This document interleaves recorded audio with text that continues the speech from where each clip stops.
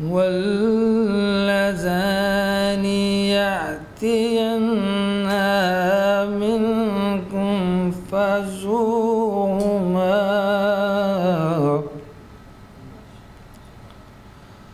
فإن تابا وأصلحا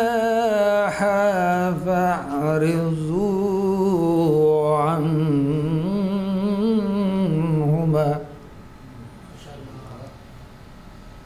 إن الله كان توابا رحيم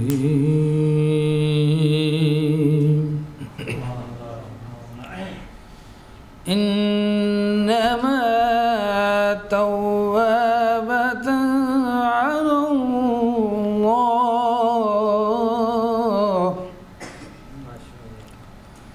للذين يعملون سواء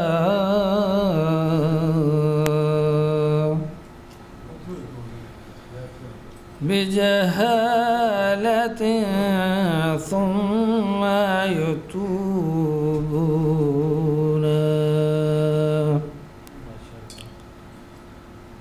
ثم يتوبون من قريب فأولئك يتوب الله عليهم وكان الله عليما حكيم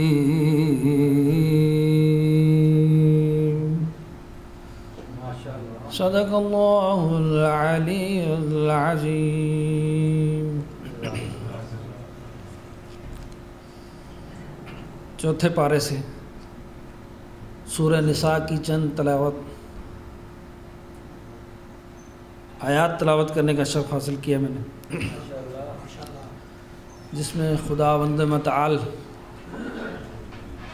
انسان کو توبہ کرنے کے مراحل سے گزارتا ہوا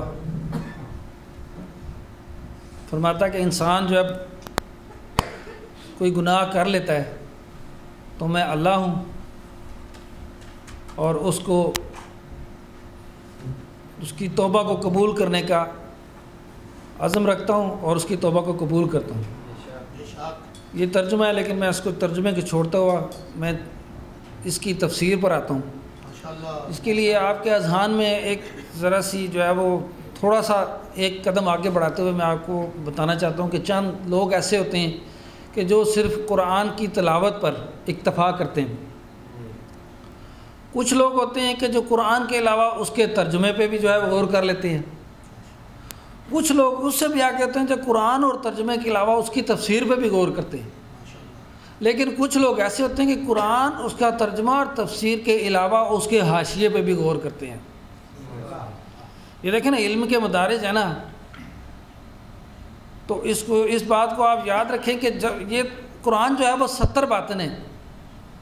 نبی پاک صلی اللہ علیہ وسلم کے پاس چند حفاظ کرام تشریف لے آئے اور کہا کہ ہم نے 3 بار قرآن شریف کو حفظ کیا ہے، اور اس حفظ کرنے کے عوض میں ہم یہ چاہتے ہیں کہ آپ کو سنائیں.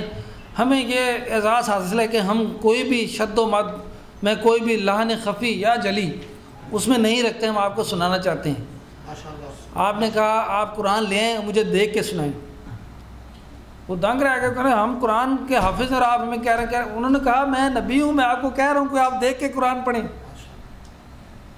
ایک نے پوچھا بیچ میں سے کہ مولا ہم یہ دیکھ کر کیوں پڑھیں؟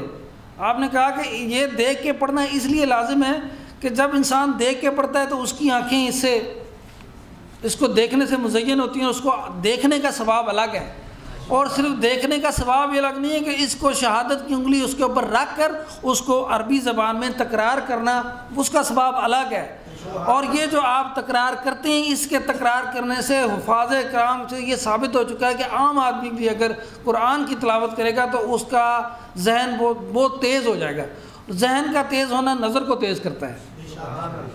یہ چند معروضات تھی جو آپ کو پیش کیے. ایک نبی پاک صلی اللہ علیہ وسلم کا جو میں نے آپ کو بتایا کہ ان کا جو ہے وہ قول قرآن شریف میں جو ہے وہ حاشیے کی جگہ پہ جو تھا، وہ میں چاہتا ہوں کہ میں آپ کے سامنے گوش گزار کروں، کیونکہ توبہ کے لیے ہے بات۔ نبی پاک صلی اللہ علیہ وسلم فرماتے ہیں کہ منقول ہے کہ جو بندہ گناہ گار ہے مرنے سے پہلے سال پیشتر توبہ کرے تو خدا قبول فرماتا ہے۔ اور پھر فرمایا 1 سال بہت ہے، معلوم نہیں اس کو توبہ کرنا نصیب ہو نہ ہو، اگر 1 مہینہ مرنے سے پہلے توبہ کر لے تو بھی خدا قبول کرے گا۔ پھر فرمایا 1 مہینہ بھی بہت ہے، اگر 1 دن قبل بھی توبہ کرے تو خدا قبول کرے گا۔ پھر فرمایا 1 دن بھی بہت ہے، 1 ساعت پہلے توبہ قبول کرے تو اللہ میاں 1 ساعت جو ہے پہلے اس کی توبہ قبول کر لے گا۔ اب یہ 1 ساعت جو ہے، ساعت فارسی زبان میں گھنٹے کو کہتے ہیں، منٹ جو ہے اس کو دقیقہ کہتے ہیں۔ 1 ساعت یعنی 1 گھنٹہ پہلے، لیکن اس کا ذہن حاضر ہو۔ لیکن یہاں نبی پاک فرماتے ہیں کہ ایک بات کا ضرور ہے کہ ایسے گناہ جن کا تدارک ہو وہ تو معاف ہو سکتے ہیں، اور ایسے گناہ جن کا تدارک نہ ہو وہ نہیں معاف ہو سکتے۔ اب تدارک کس کا گناہ ہے اور کس گناہ کا تدارک نہیں ہے؟ مثال کے طور پہ ایسے گناہ کہ جو انسان کرتا ہے جو حقوق اللہ میں سے ہے، وہ غصب کرتا ہے کسی چیز کو، کوئی چوری کرتا ہے، یا کوئی ایسا جو ہے وہ ڈاکہ ڈالتا ہے، وہ گناہ تدارک کے قابل نہیں ہے، کیونکہ جب تک وہ کسی سے ان کو معافی نہیں مانگے گا وہ گناہ معاف نہیں ہوگا۔ البتہ جو تدارک کے بغیر گناہ ایسے کہ جن کا تدارک نہیں ہے ان کا خدا کے پاس ہے، تو اللہ کہتا ہے کہ میں اس 1 گھنٹے میں بھی مرنے سے پہلے اگر اس کا ذہن اس چیز پر نادم ہے کہ میں نے وہ گناہ کیا ہے تو پھر اللہ میاں اس کو اس کے گناہ کو بخشے گا۔ بار محمد و آل بیت